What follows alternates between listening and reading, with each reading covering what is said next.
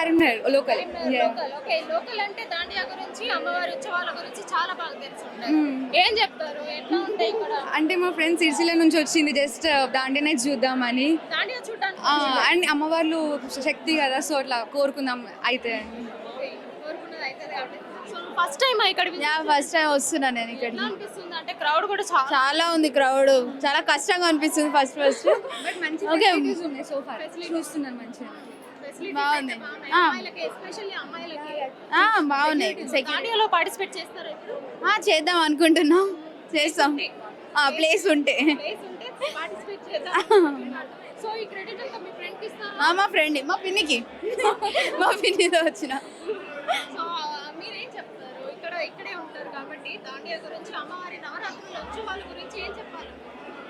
కరీంనగర్లో ఇక చైతన్యపూర్లో చాలా బాగా జరుగుతుంటాయి.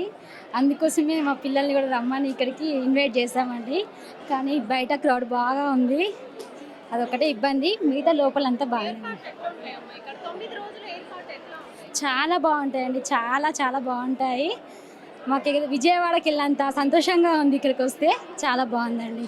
హన్వి ఏం class? Third class. Third class. Dandiya ఆడటం వచ్చా? ఎవరు నేర్పించారు? నేనే నేర్చుకున్నా. నువ్వు ఇట్లా నేర్చుకున్నావు? ఎవరన్నా నేర్పిస్తే నేర్చుకుంటావు? ఓన్లీ చూసి నేర్చుకున్నా. అరే అమ్మవారిని మొక్కావా? ఏమని కోరుకున్నావు? ఫస్ట్ టైం నేర్చుకోవాలని కోరుకున్నా.